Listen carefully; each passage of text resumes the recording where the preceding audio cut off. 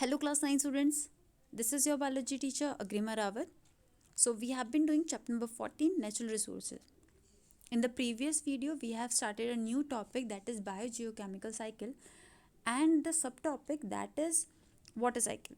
Now it is the turn of carbon cycle. So let us see what is carbon cycle.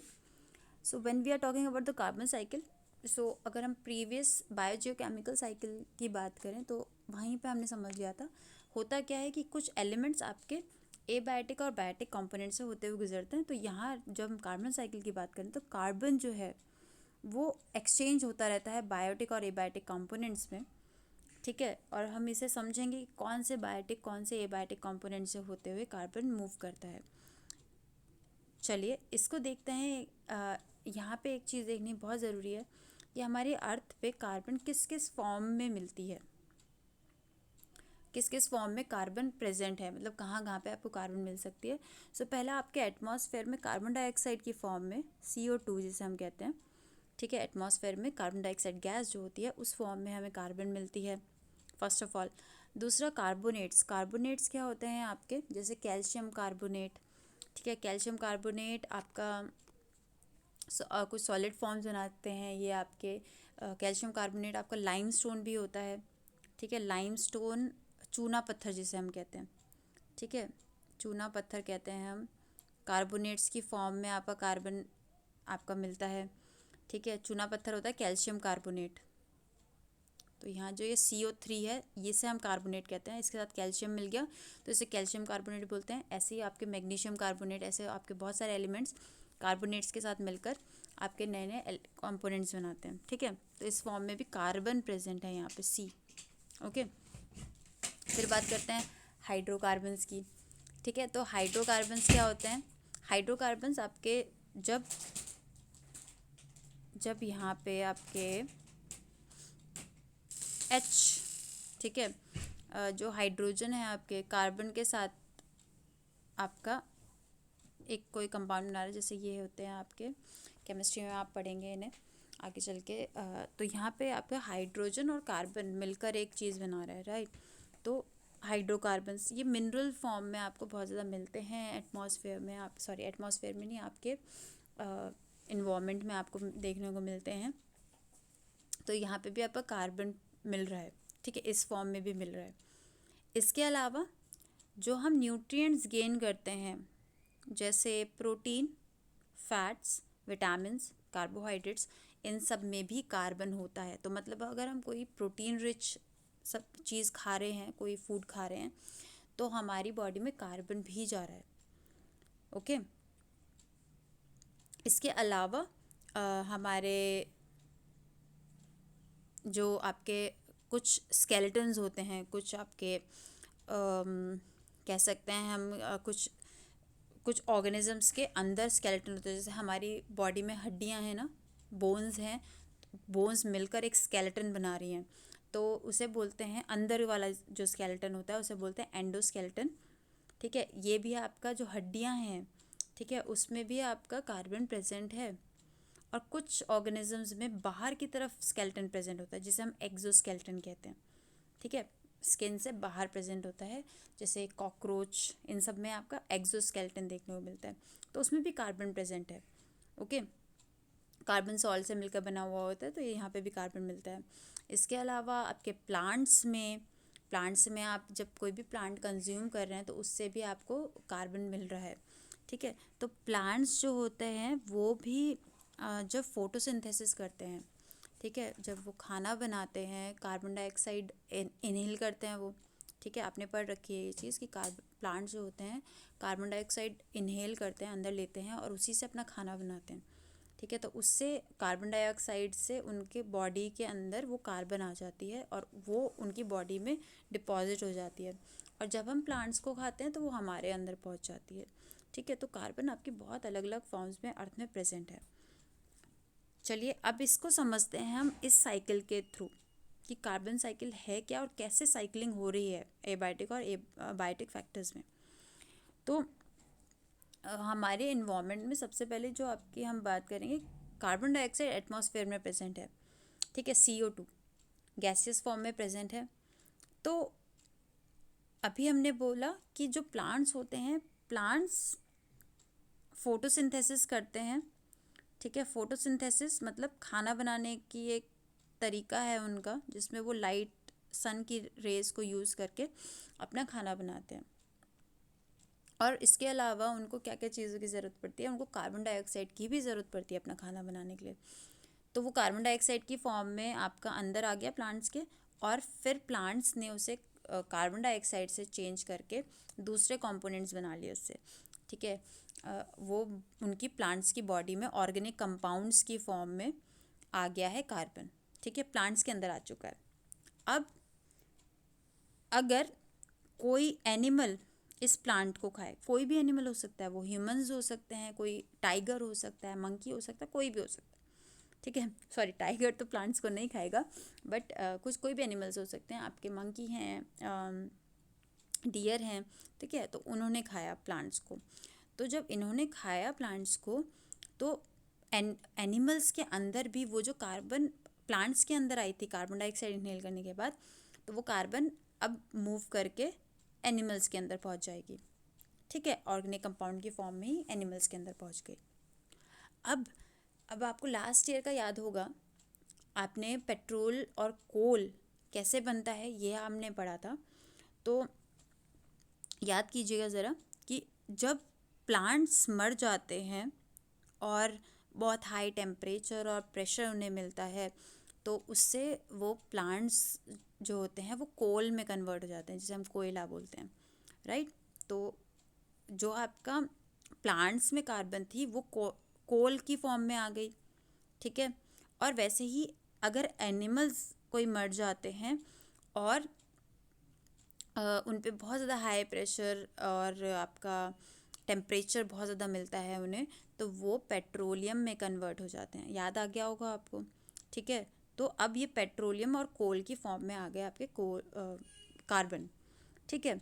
अच्छा, जब हम ये petroleum और कोल को जलाते हैं, ठीक है, जलाते हैं, जैसे पेट्रोलियम से आपका पेट्रोल बनता है, तो पेट्रोल हमारी कार्स वगैरह में यूज़ होता है, हमारी जो टू व्हीलर्स होते हैं उनमें यूज़ होता है। तो जब उनमें ये जलता है, ठीक है, बर्नअप होता है, तो उनसे कार्बन डाइऑक्साइड निकलती है जो कि वापस इन्वायरमेंट में पहुंच जाती है।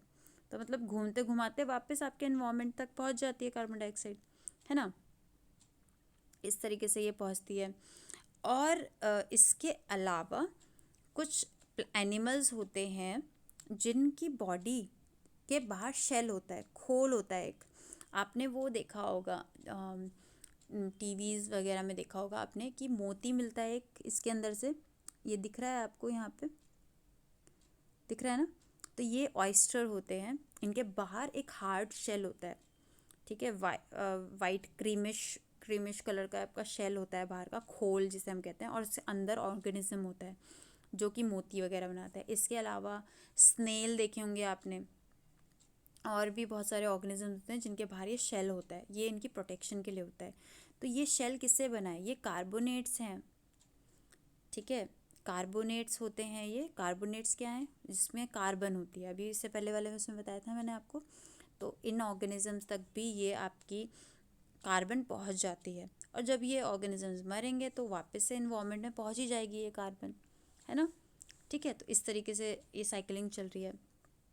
अब जब जो प्लांट्स होते हैं रात के टाइम पे, ये जो इन्होंने सुबह के टाइम पे तो वो कार्बन डाइऑक्साइड लेते हैं, बट बहुत सारे प्लांट्स रात के टाइम पे ऑक्सीजन लेना स्टार्ट करते हैं और कार्बन डाइऑक्साइड निकालना स्टार्ट करते हैं। तो जो कार्बन डाइऑक्साइड प्लांट ने सुबह ली थी वो रात में इन्वायरमेंट में भी पहुंचा देते हैं। तो इस तरह से कार्बन वापस से अपने एटमॉस्फेयर में पहुंच गई।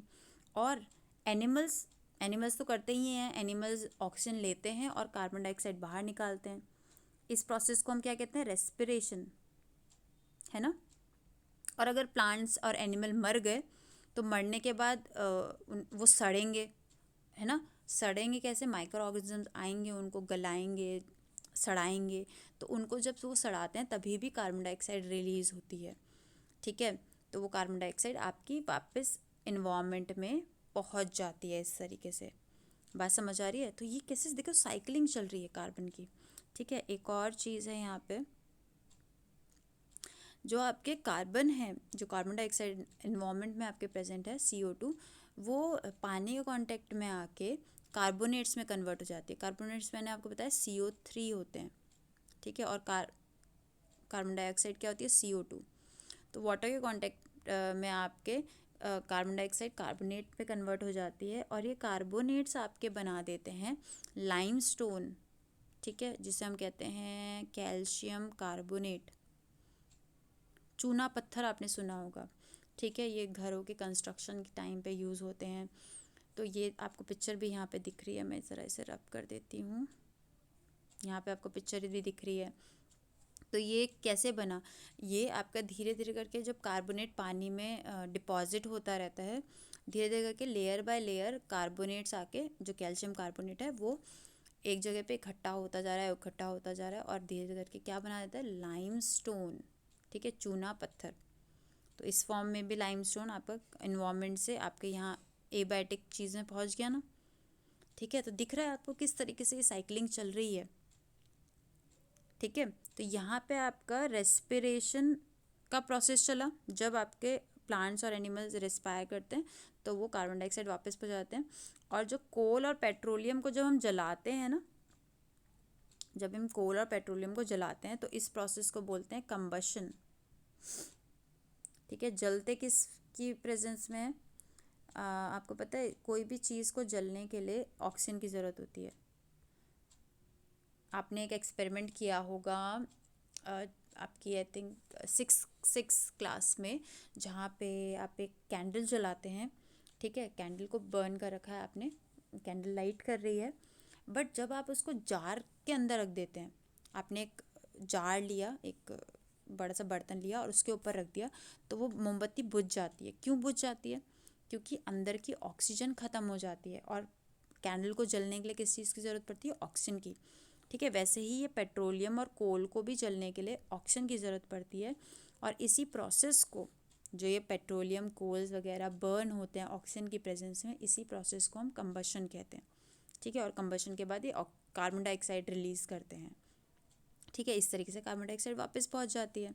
Okay, are you getting it, ठीक है। तो यहाँ पे हम ये दो प्रोसेस भी देख लेते हैं, कार्बन कैसे आपकी वापस से एटमॉस्फेयर में पहुँचती है। पहले तो रेस्पिरेशन, जिसमें जो एनिमल्स होते हैं वो कार्बन डाइऑक्साइड से एनर्जी गेन करते हैं, सॉरी ग्लूकोज जो बनता है, जैसे कि प्लांट्स ने कार्बन डाइऑक्साइड ली, ठीक है, और उन्होंने खाना बनाया, खाना किस फॉर्म में, ग्लूकोज की फॉर्म में बना, और ग्लूकोज को तोड़ के ही उन्हें एनर्जी मिलती है, ठीक है। एनिमल्स में भी वही ग्लूकोज पहुंचता है, और उसी ग्लूकोज को तोड़ के एनर्जी बनाते हैं।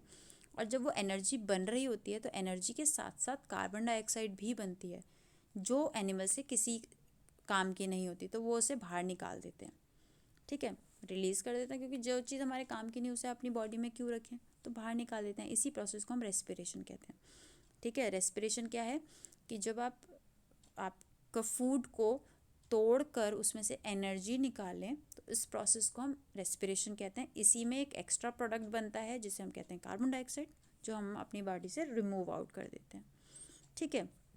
तो एक तो रेस्पिरेशन हो गया, दूसरा होता है कंबशन, अभी मैंने बताया, जहाँ पे आपके फ्यूल्स को बर्न करने के लिए अलग अलग, जैसे कि आपके रिक्वायरमेंट है, कुकिंग है, खाना बना रहे हैं हम, इंडस्ट्रियल प्रोसेस, इंडस्ट्रीज़ में बहुत सारी चीज़ें बनती हैं जहाँ पे आपको कुछ फ्यूल वगैरह जलाने की ज़रूरत पड़ती है। ट्रांसपोर्टेशन, आपकी गाड़ियों वगैरह में तो यूज़ होता ही है फ्यूल। फ्यूल किसे कह रहे हैं, आपके पेट्रोलियम कोल वगैरह को बोल रहे हैं यहाँ पे। और कोई चीज़ गर्म करने के लिए, हीटिंग करने के लिए आप कह सकते हैं नॉर्मल, आप किसी को, कोई बहुत ज़्यादा ठंडी जगह है वहाँ पे यूज़ होगा फ्यूल, है ना, लकड़ी वगैरह जला के करेंगे। तो इन सब चीज़ों को जब जलाते हैं फ्यूल को, तो फ्यूल को जलाने के बाद कार्बन डाइऑक्साइड रिलीज़ होती है, ठीक है, ये वापस से एटमॉस्फेयर में पहुंच जाती है आपके। तो ये आपके प्रोसेस हैं जिससे कि आपकी जो कार्बन डाइऑक्साइड है या कार्बन है, वो जिस जगह से आती है वहीं पे वापस पहुंच जाती है। तो ये हमेशा चलता रहता है ये प्रोसेस, ठीक है। और इसी से आपका इतने सारे काम हो रहे हैं, क्योंकि अगर ये साइकिलिंग होगी नहीं कार्बन की तो दोबारा से नहीं आ पाएंगे। एक बार प्लांट ने ले ली, ठीक है, और उसने वापस नहीं करी इन एटमॉस्फेयर में, तो दूसरे प्लांट्स, जो नए नए प्लांट्स आएंगे, उन्हें कहाँ से मिलेगी जो कार्बन है या कार्बन डाइऑक्साइड है वो कम हो जाएगी एटमॉस्फेयर में। तो इसका रोटेशन होना हमेशा ज़रूरी है स्टेबिलिटी बने रहने के लिए।